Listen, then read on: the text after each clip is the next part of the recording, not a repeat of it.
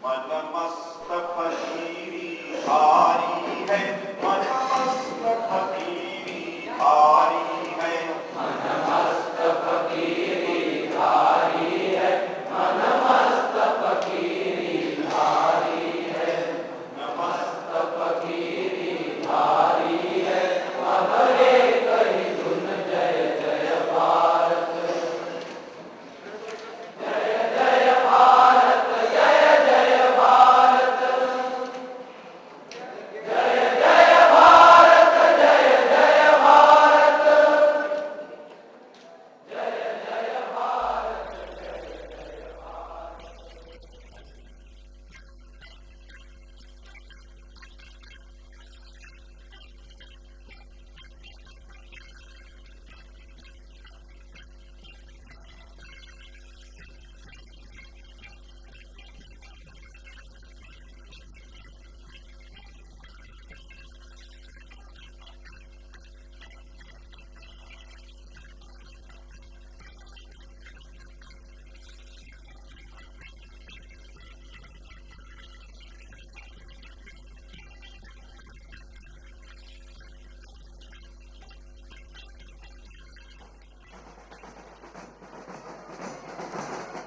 राष्ट्रीय स्वयंसेवक संघ में घोष विभाग का अपना अलग आकर्षण है।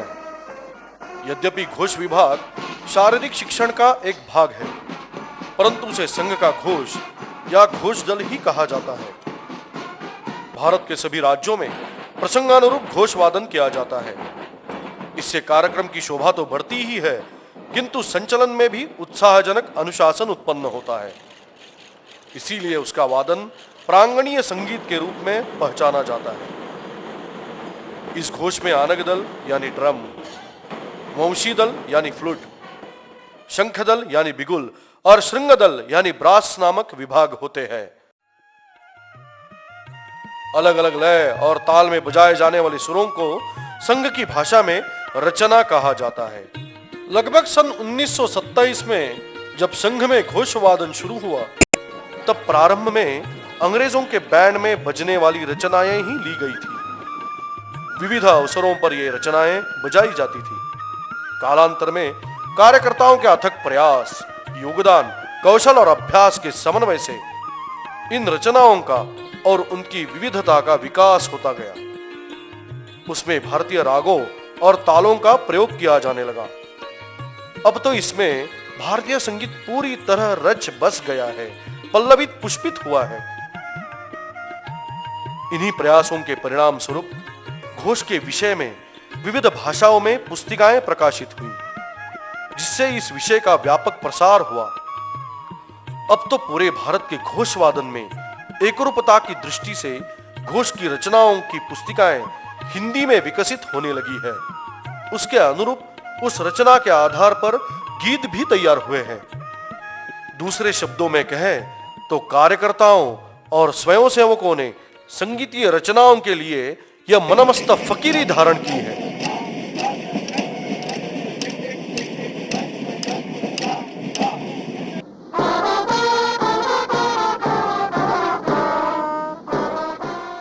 घोष न तो मनोरंजन का साधन है और न कोई व्यापारिक हिसाब किताब है। संघ का घोष होने के कारण उसमें एक शुचिता है, उसके कुछ संकेत भी है। यह विचार किया गया कि किसी विषय को अखिल भारतीय स्तर पर विकसित करते समय उसमें एकरूपता बनी रहे, उसमें कुछ नीति नियमों का पालन किया जाए। इसके लिए यह उचित समझा गया कि नियमित अंतराल से भारत के सभी राज्यों से कुछ कार्यकर्ता एकत्र हो, एकत्र मिल बैठकर विचार विनिमय करें, नई नई घटनाओं पर चर्चा करें और विचारों का, जानकारी का आदान प्रदान करें। इसके लिए कई सालों से घोष वर्ग के आयोजन की परंपरा आरंभ हुई।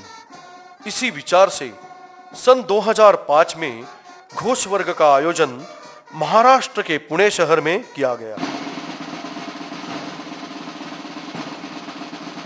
19 नवंबर 2005 को शाम 7 बजे से 25 नवंबर 2005 की शाम तक पुणे से 19 किलोमीटर की दूरी पर स्थित नेताजी सुभाष चंद्र बोस सैनिक विद्यालय फुलगांव में इस वर्ग का आयोजन किया गया। यह स्थान अत्यंत रमणीय है और भीड़ भाड़ से दूर भी। यह वातावरण अध्ययन के लिए बहुत पोषक है। पुणे के सामाजिक कार्यकर्ता और संघ प्रेमी श्री दीपक जी पायगुड़े ने अपनी संस्था के इस विद्यालय का परिसर इस कार्यक्रम के लिए बड़ी आत्मीयता से प्रदान किया। संघ की पद्धति के अनुसार घोष वर्ग में प्रातः 4:15 से लेकर रात 10:15 तक का व्यस्त दिनक्रम था। इस वर्ग में भारत भर से 333 कार्यकर्ता उपस्थित थे। व्यायाम, योगासन, सूर्य नमस्कार आदि के बाद 5 घंटे घोषवादन का अभ्यास, शिक्षा और अध्ययन के लिए रखे गए थे। शेष 5 घंटे उससे संबंधित चर्चा, बौद्धिक और घोष संबंधी मार्गदर्शन के लिए रखे गए थे। सभी ने सचमुच मनमस्त फकीरी धारण की हुई थी।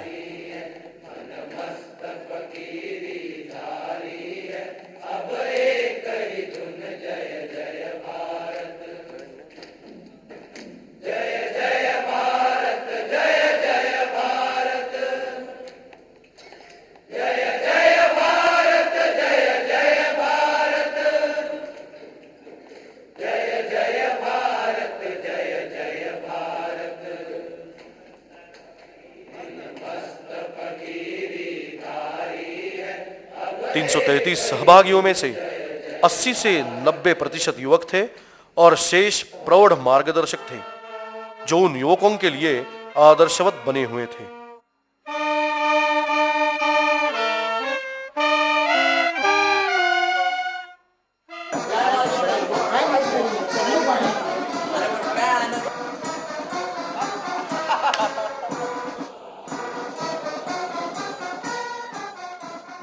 इसके अलावा स्नान, भोजन, मुलाकातें, विश्राम और परस्पर परिचय का कार्यक्रम तो था ही।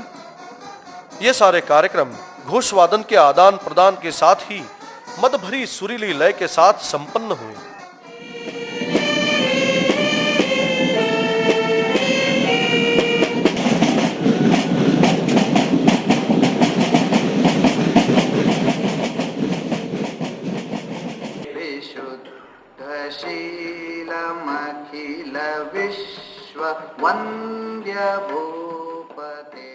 चर्चा सत्रों और बौद्धिक सत्रों में शामिल गीत उतने ही आकर्षक थे और सबको उत्साहित करने वाले थे।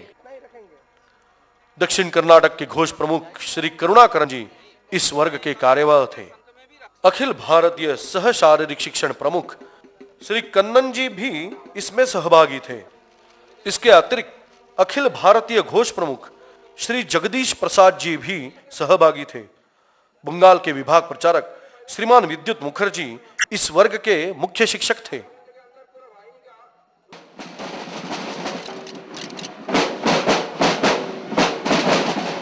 प्रतिदिन सुबह वाद्यों के साथ घोष शिक्षा का अभ्यास किया जाता था। वाद्य लगाने से लेकर पुस्तिका सामने रखकर वादन सिखाने तक पूरा अभ्यास किया गया। इसके लिए विविध पद्धतियां भी अपनाई गईं।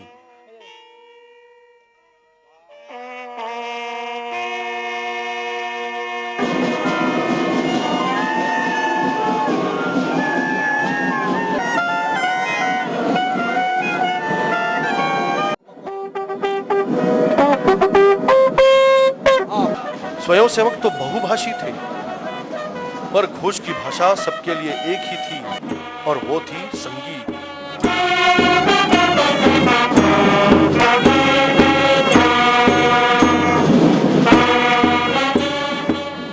वाद्यों के अनुसार प्रत्येक दल का एकत्र वादन का अभ्यास प्रतिदिन होता था।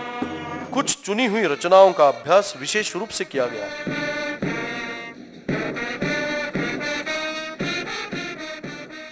वाद्य को हाथ में पकड़ने और उसे बजाने का तरीका भी सिखाया गया।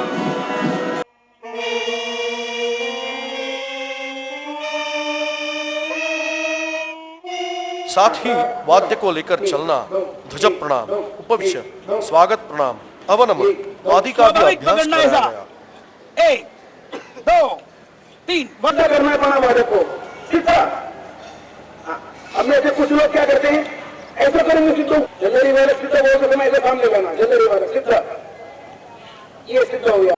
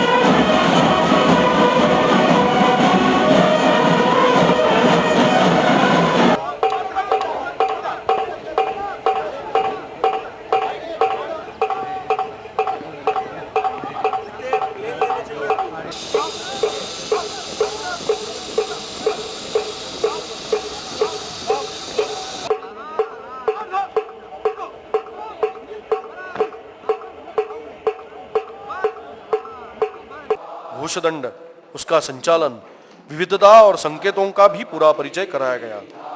इसके अतिरिक्त बचे समय में भी कार्यकर्तागण घोष के विषय में डूबे हुए थे, सचमुच फकीर बन गए थे।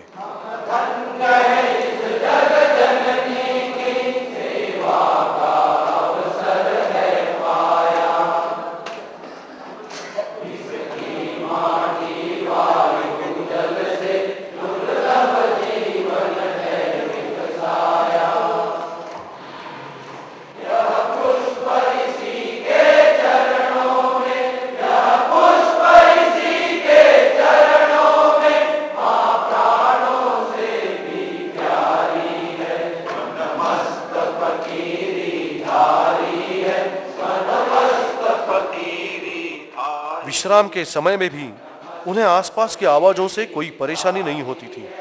सारा वातावरण ऐसा था कि संभवतः नींद में भी वे रचनाओं का अभ्यास करते रहे होंगे।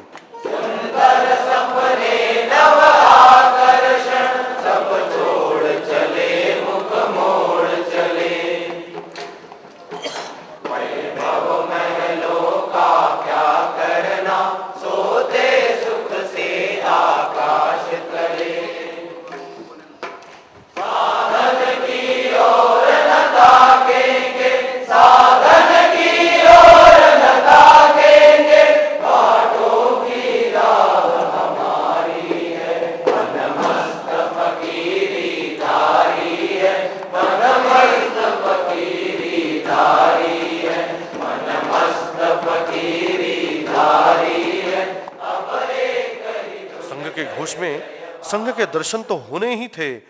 इस वर्ग में अखिल भारतीय स्तर के मान्यवर व्यक्तियों से मार्गदर्शन प्राप्त हुआ। उद्घाटन के लिए अखिल भारतीय प्रचारक प्रमुख श्री सुरेश राव जी केतकर उपस्थित थे। उन्होंने घोष वर्ग का प्रयोजन स्पष्ट करते हुए विविध वाद्यों का प्रशिक्षण प्राप्त करना, घोष वादन में वृद्धि करना और अपने अपने क्षेत्र में जाकर घोष प्रशिक्षण देने की कला सीखना आदि विषय प्रस्तुत किए। अखिल भारतीय सह सर कार्यवाह श्री सुरेश जी सोनी ने बताया कि संघ का घोष भारत माता की जयकार करने के लिए ही है। उन्होंने इसी के अनुरूप विचार प्रस्तुत किए।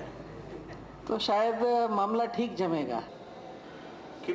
अखिल भारतीय शारीरिक शिक्षण प्रमुख श्री लक्ष्मण राव जी पार्डीकर ने सूचित किया कि परम पूज्य श्री गुरुजी शताब्दी वर्ष के लिए घोष की स्थिति और भावी नियोजन की रूपरेखा तैयार करनी चाहिए। उन्होंने यह भी बताया कि हमारा घोष केंद्र बलवान होना चाहिए और इसके लिए आवश्यक है कि प्रयोगशील बना जाए। उदाहरणार्थ बाल स्वयं सेवकों का घोष दल तैयार किया जा सकता है। आंखों के सामने रखते हुए इस विजयदशमी में अखिल भारतीय सह शारीरिक शिक्षण प्रमुख श्री कन्नन जी ने कहा कि यह नहीं भूलना चाहिए कि घोष शारीरिक शिक्षण का ही एक अंग है और घोष वादक को संघ कार्य का दायित्व भी उठाना चाहिए। तो 80 साल का इसी प्रवाह में अभी अपनी क्षेत्र शह बैठे हुई उन क्षेत्र शह अखिल भारतीय घोष प्रमुख श्री जगदीश प्रसाद जी ने बताया कि घोषवादन के संकेत सर्वत्र समान होने चाहिए। प्रत्येक को अपने वाद्य की देखभाल करनी चाहिए। साथ ही साल के 365 दिनों के विविधता युक्त कार्यक्रम की संभावना के ध्यान में रखते हुए वादन का स्वरूप तैयार करना चाहिए। गुणात्मक वादन का अभ्यास भी आवश्यक है। और चौथी बार का बताया, जब हमारे यहाँ एक ज्येष्ठ अनक वादक और पुणे के कार्यकर्ता श्री बाला साहब जी करंदीकर ने अनक वादन के संबंध में गहन विचार विमर्श करते हुए प्रात्यक्षिक प्रस्तुत किया। इससे सभी को यह जानकारी मिली कि अनक वादन सर्वस्पर्शी है। इस चर्चा से वादक बहुत प्रभावित हुए और उन्होंने अत्यंत प्रसन्नता का अनुभव किया।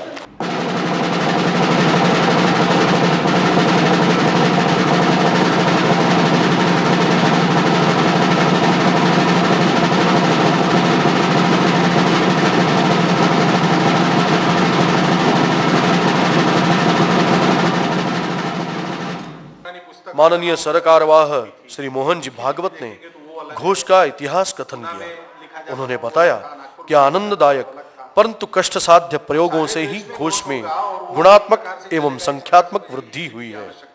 उन्होंने विविध उदाहरण देते हुए बताया कि घोष से संबंधित अनेक ज्येष्ठ कार्यकर्ताओं ने जीवन भर उसकी उपासना की। ये शास्त्र की बात है और शास्त्र की बात उसका निर्णय करने वाले शास्त्रज्ञ होते हैं, शास्त्राधिकारी होते हैं। दूसरे दिन प्रश्नोत्तर का कार्यक्रम हुआ, जिसमें संघ के कार्य आदि के संबंध में चर्चा हुई। उन्होंने संघ के कार्य की पारदर्शिता भी विस्तार से समझाई। तो ये अपना कार्यक्रम इसलिए चल रहा है कि शारीरिक विभाग में घोष विभाग को हम चला रहे हैं। इसके अलावा रात्रि सत्र में विविध गुणदर्शन का कार्यक्रम संपन्न हुआ।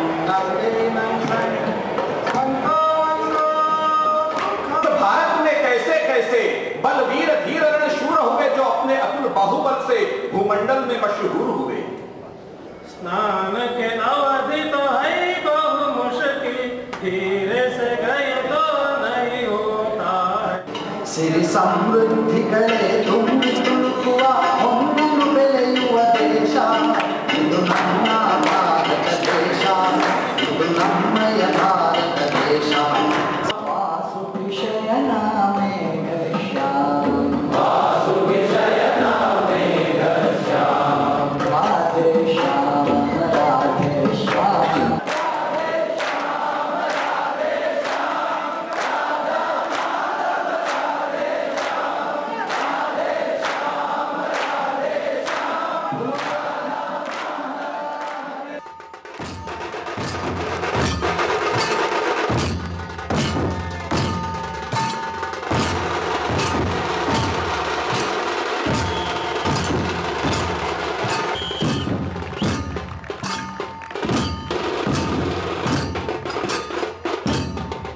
मूषक वाहना वत्सल करुणाघन तू धूम्र वर्णारे विकटांतका।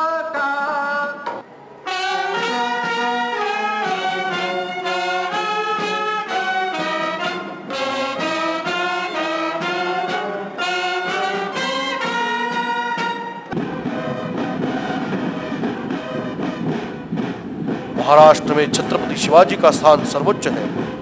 तुलापुर में उनके पुत्र छत्रपति संभाजी की समाधि बनी हुई है। तुलापुर घोष वर्ग के निकट ही होने के कारण दर्शन और मानवंदना के लिए सभी कार्यकर्ताओं के घोष संचलन का आयोजन समाधि स्थल के पास किया गया था। छत्रपति संभाजी महाराज उन्होंने 8 बरस तक यहाँ औरंगजेब को किसी भी तरह की जीत हासिल करने नहीं दी। पूरे 8 बरस में 125 लड़ाइयाँ उन्होंने खेली है, मगर एक में भी वो हारे नहीं है। ऐसे थे छत्रपति संभाजी महाराज, जिन्होंने यहाँ पर अपने धर्म के लिए, हिंदू धर्म के लिए बहुत बड़ा बलिदान किया है।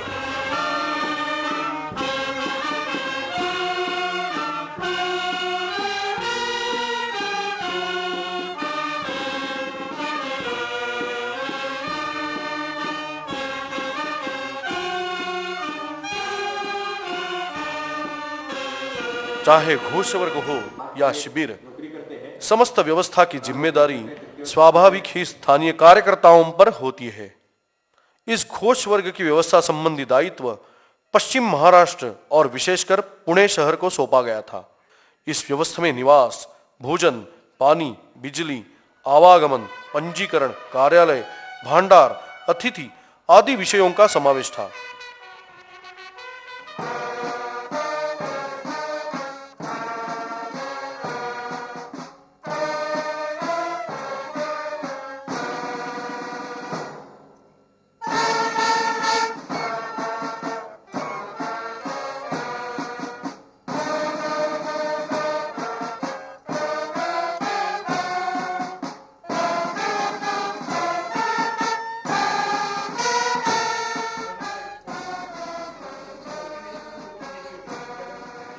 संघ के पारस्परिक परिचय और स्नेह सूत्रों के बल पर ही सारी व्यवस्था को और विशेषकर समापन समारोह को उत्तम बनाए रखने का प्रयास किया गया।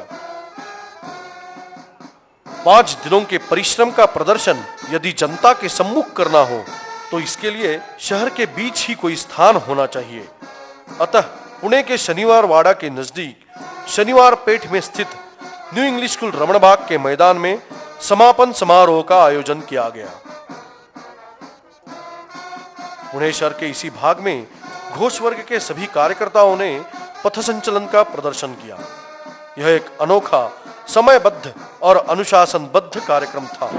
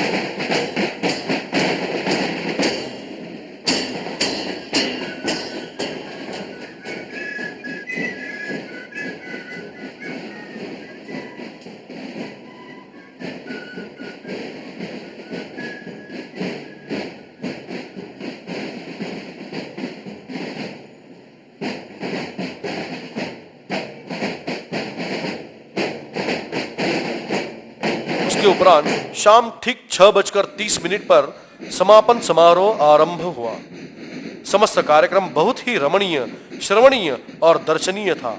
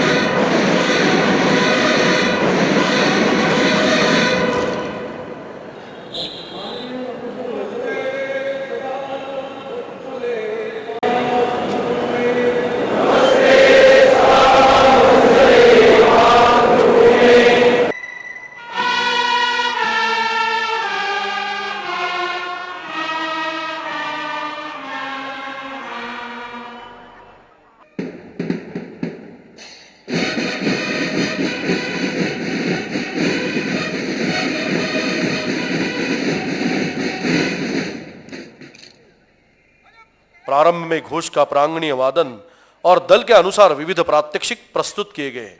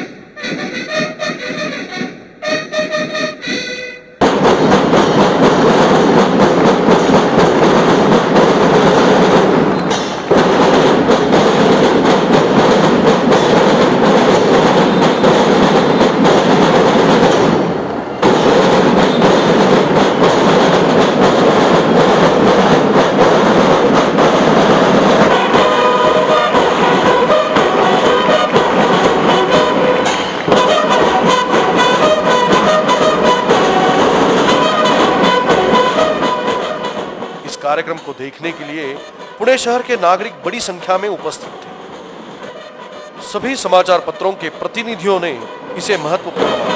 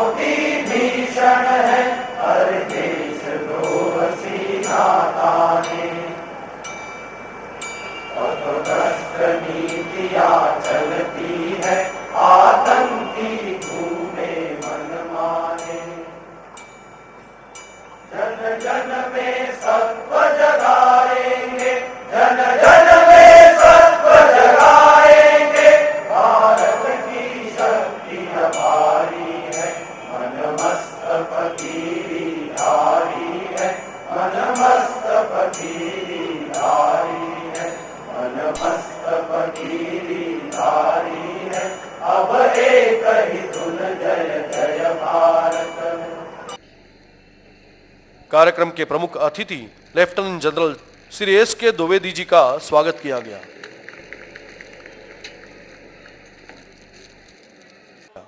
मंच पर अखिल भारतीय सरकार्यवाह आदरणीय श्री मोहन जी भागवत, प्रांत संघ चालक आदरणीय श्री कचेश्वर जी साहाणे, पुणे महानगर संघ चालक आदरणीय श्री मोहन जी घैसास और इस घोष वर्ग के कार्यवाह श्री करुणाकरन जी विराजमान थे। मी इथे जमलेल्या सर्वांचे मनपूर्वक स्वागत करीत आहे। पश्चिम महाराष्ट्र प्रांत कार्यवाह श्री अनिरुद्ध देशपांडे जी ने कार्यक्रम के उद्देश्य की जानकारी देते हुए प्रमुख अतिथि का परिचय कराया।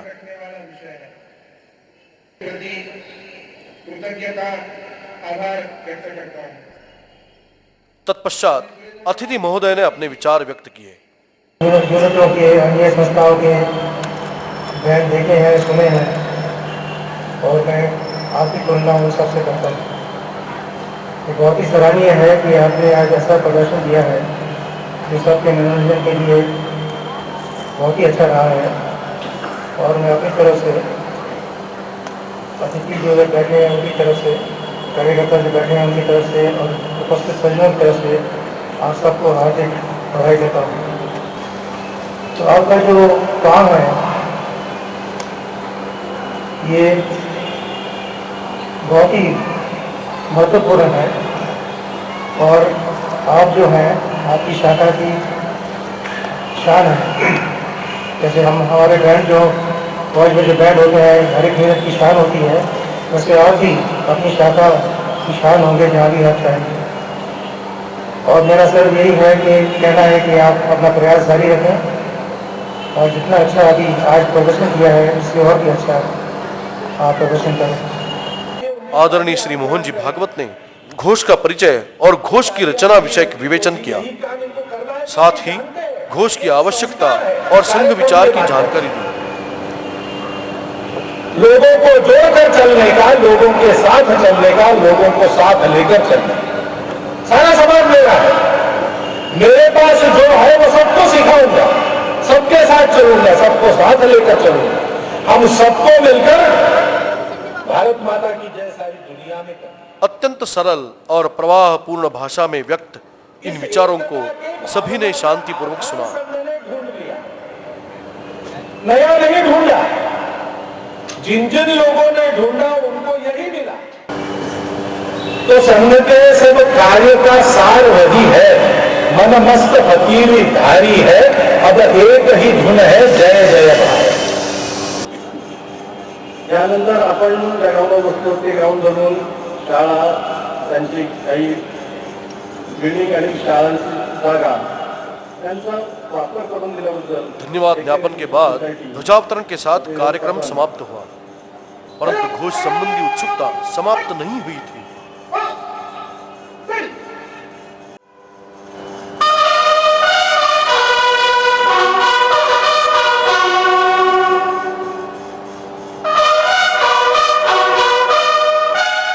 घोषवादन गूंज रहा था। जनता के सम्मुख किया गया प्रदर्शन प्रशंसनीय रहा था। 5 दिनों तक चले घोष के स्वर अभी भी कानों में गूंज रहे थे।